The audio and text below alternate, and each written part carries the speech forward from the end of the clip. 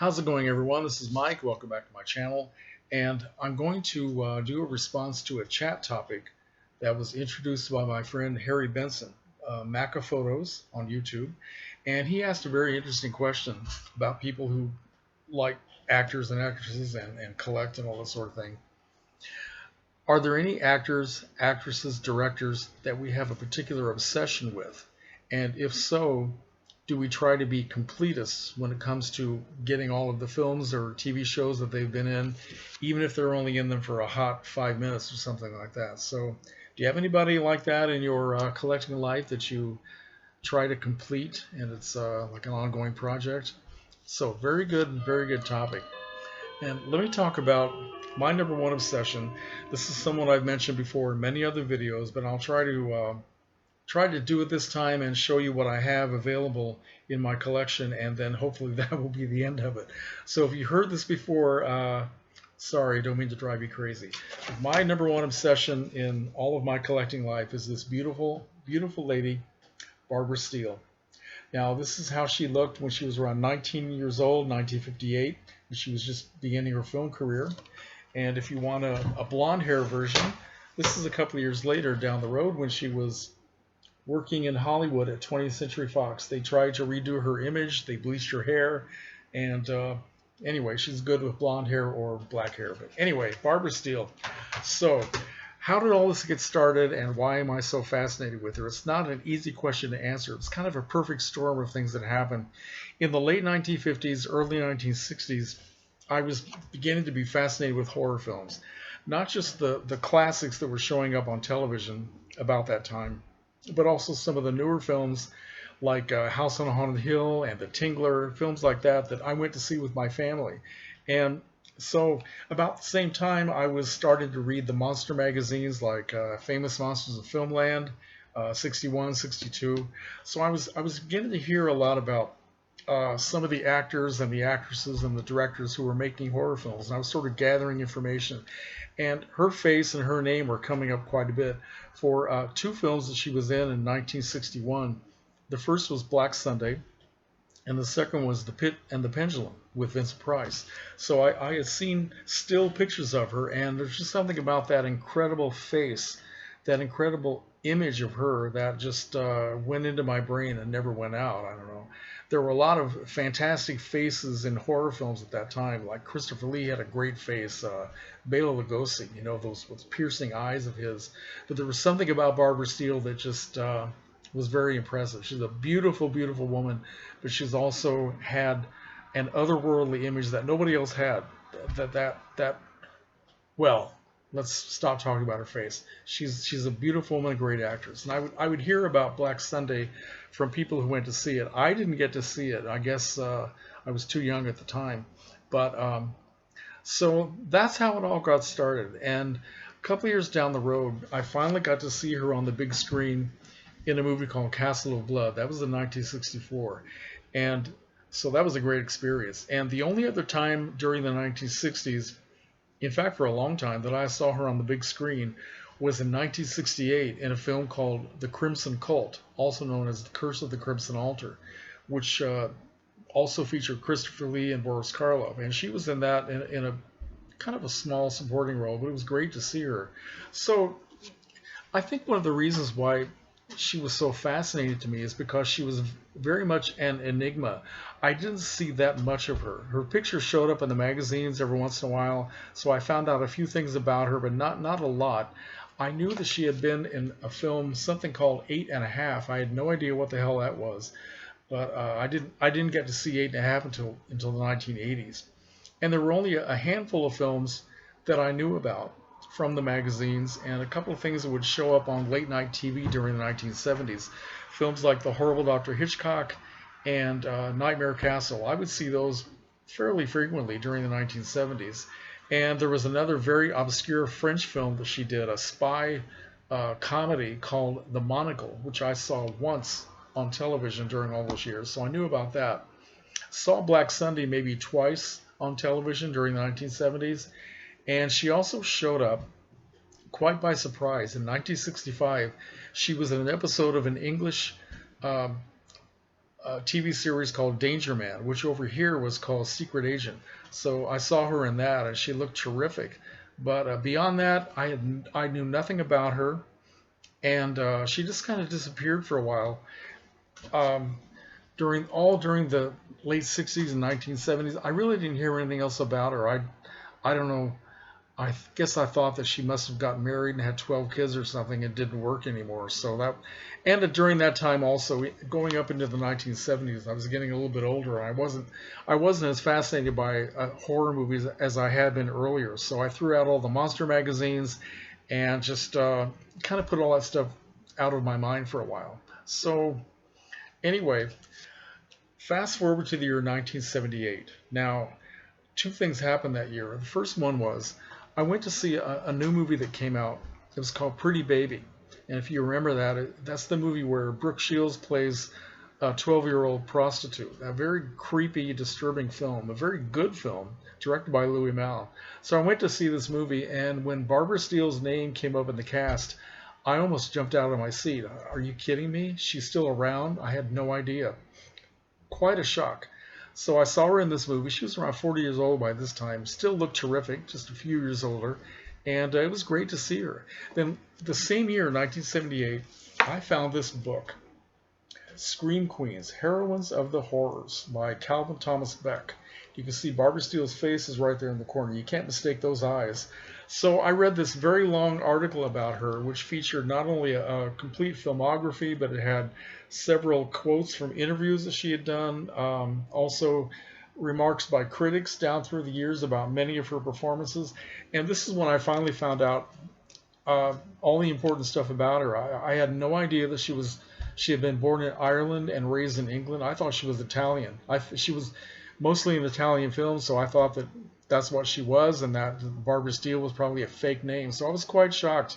Found out a lot of things. Found out that most of the films that she had done in her career were not horror films, and she really had a very extensive filmography. I was quite shocked.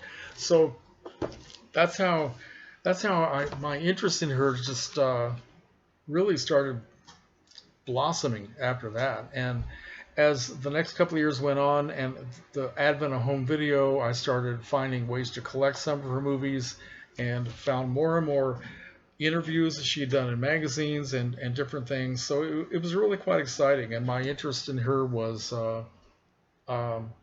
even more powerful than it had been back when I was a kid. So anyway, that's how it all got started.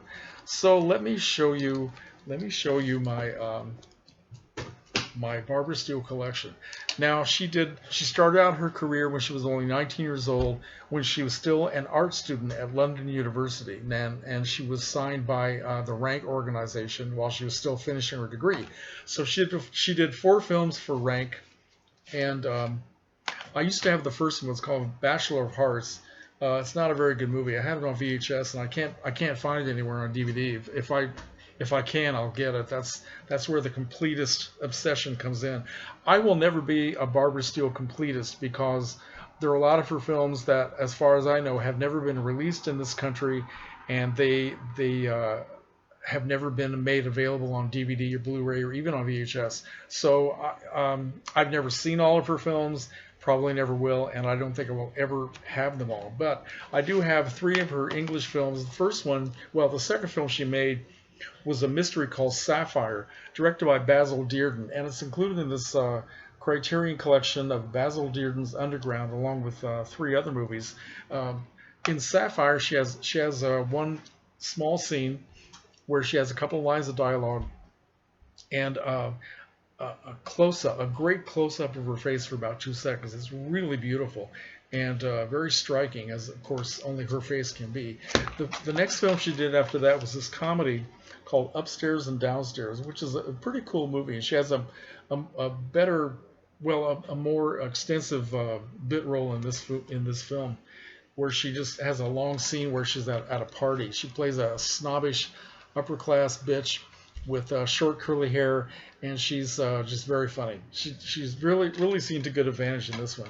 And her last English film, which came out in 1960, was this thing called Your Money or Your Wife. Now, this image of her on top here, This is from 8½, so it has nothing to do with Your Money or Your Wife. But she plays a young girl, she's very sexy, very slinky, who comes to rent a room from this married couple who are forced to rent rooms in their house so that they can afford to pay the rent, pay the mortgage.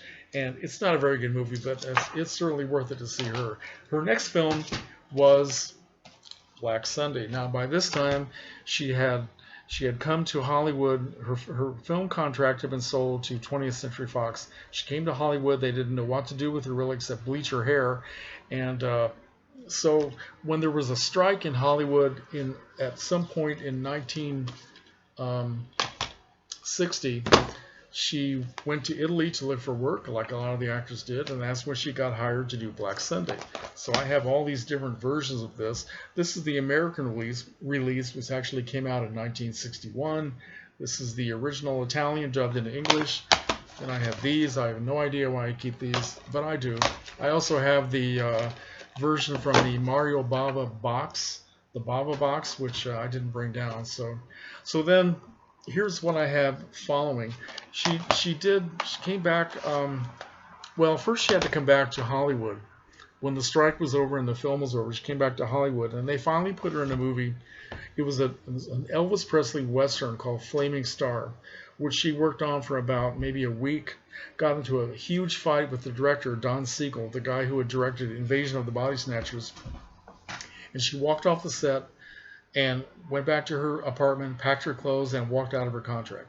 So she decided that the only place she wanted to go was to live in Rome. She had fallen in love with it while she was there doing Black Sunday, so that's where she went. Now, there's a big gap in her filmography between Black Sunday and her very next film, which was The Pit and the Pendulum, again back in the United States. Roger Corman, the director, must have seen her in Black Sunday, thought she was the perfect image for this movie, a supporting role with Vincent Price, and so she came back, and they must have straightened out the problem with 20th Century Fox so that she could work. And while she was here, she did an episode of Alfred Hitchcock Presents, which I used to have on VHS, and it's a very good episode. And then she went back to Rome, and she was strictly European material for almost the rest of the decade. She got a very small part in Fellini's 8½, which I have here on Criterion, and during the filming of that, she was off for a few weeks, which Fellini takes a long time to make a film. This was made in '62, but it wasn't actually released until 1963. But she also did this movie, The Horrible Dr. Hitchcock, known by several titles, The Terrible Secret of Dr. Hitchcock, and I've got all these different versions. I don't know why I keep them all, but the Blu-ray is very nice. So that's what happened there. Then, as her career went on, she did a series of horror films and other things. She did the same man who had done The Horrible Dr. Hitchcock, Ricardo Freda, also hired her to do this kind of a semi-sequel called The Ghost, 1963. Which I have 2 copies of this, and let's see. Then, going on through the years, this is the Monocle I was talking about. The Monocle, which was kind of a series of films, and I think the actual title of this is The Monocle. Well, I can't pronounce that French title, but in this country it was just released as The Monocle. So, very cool little movie. Then she did this nice little comedy called The Maniacs, I Maniaci, directed by none other than Lucio Fulci, who later on went on to do some really gory horror films. But this is just a comedy. It has a series of little vignettes. They're very funny. She's in 2 of them, and she looks terrific. So it's nice to see her not wandering around the castle. She can do other things. Next up is this classic Castle of Blood for Antonio Margheriti, known as Anthony Dawson on his films. And she also did this film for him, The Long Hair of Death, the same year, which is a terrific black and white horror film. I have different versions of that as well. This is the Blu-ray, which is wonderful. Then later on, she did this, one of her more popular horror films in 1965 or either 66, I'm not sure, Nightmare Castle. This is a terrific uncut version. I have all kinds of, Also had this title, The Faceless Monster. Don't ask me why it was called that. And this is the alpha video version. And then finally I have it on Blu-ray as well. So, all right. And then also in 1965, she did an episode of this terrific old American TV show called I Spy. And really good version, really good episode. She was terrific in that. All right, so now we're up to 65 and then 66. She made this, which I consider one of her worst horror films, but not because of her. It just wasn't a very good movie. Directed by Michael Reeves in 1966, The She-Beast. Okay, now the best thing about this version is there's a commentary that she's featured in, talking with the producer and her co-star Ian Ogilvy, and it's such a great commentary. It's actually better than the movie, so I just like to listen to it and let the movie play on. So anyway, one of the last things she did was this in her 60s career was this made-for-TV film, this gothic mystery called An Angel for Satan, and this also on this double bill with another version of The Long Hair of Death. She also did Terror Creatures from the Grave, which is an okay film, not terrific. Then she did this this non-horror film. She went to Germany and did this film for Volker Schlondorf, his very first feature film called Young Torless, which is out on Criterion and absolutely worth seeing. And she went to England and she made The Crimson Cult with Boris Karloff and Christopher Lee, which is not really a very good film, but it's very colorful and it's worth seeing. This is another version I have that was put out by Sinister Cinema. And this blank case has something that I bought from one of my favorite bootleg websites. And this is, you probably can't see this very well. This is a made-for-TV film that she did in 1969, filmed in Spain. It's called Honeymoon with a Stranger. She has a great supporting role in this. It's a mystery starring Janet Leigh and Rosanna Brazzi and Eric Braeden. And she really looks good in this one, and she gives a good performance. So, and then in 1969 or 1970, because it has different release dates, she went back to Europe. By this time she had, it's a long story, but she had relocated back to Hollywood. She had gotten married to an American man, and but she went back every once in a while to do something back in Italy or France. And she did this Italian film, this bizarre psychedelic comedy called Stop the World, I Want to Get Off, which I highly recommend if you can find a copy of it. This is a very good copy, and she just, it's just so weird I can't even begin to explain it to you, even though it does have subtitles, so I can understand what they're saying, but it doesn't help, okay? Also, in 65, did I? Yeah, I already showed you that. Okay, where am I now? Hang on a second. Okay. All right. So, in 1974, she made sort of a comeback after several years of not working to work for Jonathan Demme in this film called Caged Heat, which is a very cool movie, kind of an exploitational film with a sort of a feminist slant for the era, where she plays a wheelchair-bound prison warden, and it's very freaky. Also, she did, for David Cronenberg, she did his first feature film called Shivers, also known as They Came From Within or The Parasite Murders. Very visceral, strange film, and she, again, looks terrific. Then I, of course, have a copy of Pretty Baby, which I recommend, although, as I said before, it's a difficult film to watch. It's not very pleasant. Then she worked for Joe Dante in Piranha, which I have on Blu-ray, thanks to my friend Dave Koenig. He sent this to me. Then in 1980, she did this movie, Silent Scream. I have two copies of this. I bought the Blu-ray, which is nice to have, but this doesn't have scene selection, but the DVD does. So this is the one I actually play most of the time.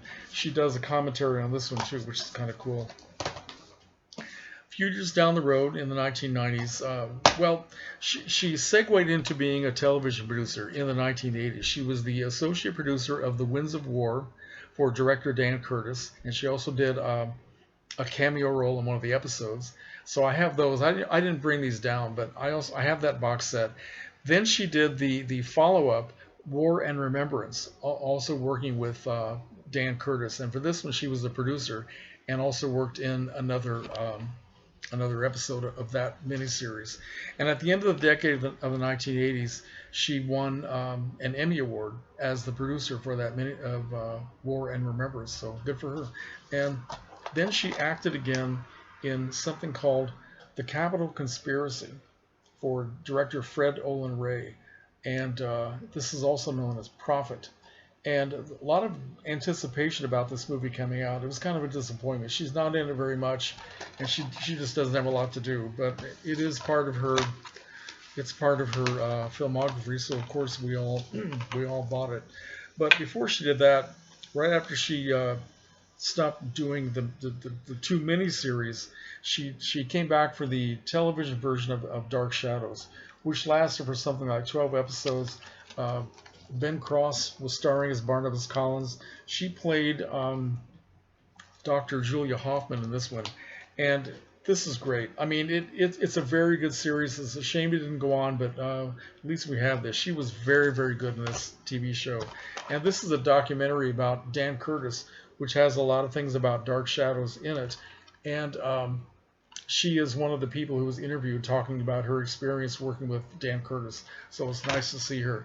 And then, of course, she did this movie, The Butterfly Room, not that many years ago.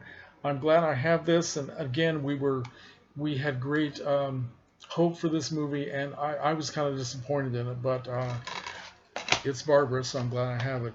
And this is something called the Boneyard Collection, which is absolutely terrible. I wouldn't recommend this to anybody, but she's in it for about 5 hot minutes. Forrest J. Ackerman is in it. It's just a very badly made thing. Then we have Ryan Gosling's first film as a director, The Lost River, which came out with was a very, well, again, she's just doing sort of a cameo role in this, has no dialogue, and it's great to see her in it, and it's really a very interesting film, but it never really played in the theaters. It just played at film festivals and all that, and so again, it's kind of a disappointment. But anyway, I also have these little blank things here. Now, some of these things I found on websites that just sent them to me in envelopes, and a couple were sent to me by a friend of mine who actually knows Barbara, so he was able to get some of her films. This is a compilation of images of Barbara Steele. It's called The Riddle of Steel, put out by a guy named Evet Socrates, and it's just a long sort of an homage to her image. So that's kind of nice to have. What is this? Oh, yet another version of The Horrible Dr. Hitchcock. A friend of mine sent this to me. This is the Italian language version, which is cool. Okay. Then we have, let's see. This is one of her Italian sex comedies called Amore Facile, which means easy loving. You know, she's very cute in that, very sexy. This is a film called The Hours of Love, another Italian sex comedy that she made with Ugo Tognazzi in 1963 or 64, and again, she's very, very good in this. Very funny, very, very funny, very beautiful. This is the documentary that she was in. She was one of the people interviewed. It's about the director Donald Campbell. It was called Donald Campbell, The Ultimate Performance. He was a man who directed the movie Performance, and back in the 60s with Mick Jagger, and he's a guy, kind of a guy who never really made his potential. But anyway, she talks about him because she knew him when they were both very young. So it's great to see her just being herself and talking. She actually was in a lot of documentaries over the year. A lot of them just aren't available. And this is one of her French films. It's called The Kisses. The actual French title is Les Baisers, which I guess is pronounced Basers. I have no idea. So that is the extent of the films that I have with Barbara. I'm sorry to go on for so long. Now, as far as what she's doing now, she has another documentary that she's supposed to be featured in. It's all about the actress Mary Warrenoff, who was a personal friend of hers, and she also she's been doing some voiceovers in the last couple of years, short films, and she's supposedly involved in an animated show that's on TV now, or at least it has been on. It's called Castlevania. She's the voice of a character called Miranda. So if any of you know about that, I've never seen it. I don't know where it is. I don't know anything about it, but that was on her IMDb page. So anyway, other than that, what she's doing, she's always going back to Europe to go to film festivals. I think it was last year or maybe the year before. She was a special guest at the Torino, Italy Film Festival, and her picture from Nightmare Castle was on all the posters all over the city. So they were giving her an award and all this sort of thing, and that's just. So she's still very much with us. She's 80, 81 years old, and I always hold out hope that she's going to just do some really terrific film role, just maybe one last time. I've had the honor of meeting her twice. I met her in 2011 at a Horror Hound convention in Indianapolis. Had a wonderful time speaking to her and getting her autograph. Then I met her again last year at another Horror Hound in Indianapolis, and that was a real treat. That was the time that I also got to meet my good friend James Higgins. So I met two of my favorite stars. I met Barbara Steele and my favorite YouTube star James Higgins. So okay, this is almost 26 minutes. Sorry to keep it so long, but I wanted to respond to this and finally get around to showing you what I own. Maybe someday I'll show you all of my other collectibles with her. But thank you for watching. Comments are welcome.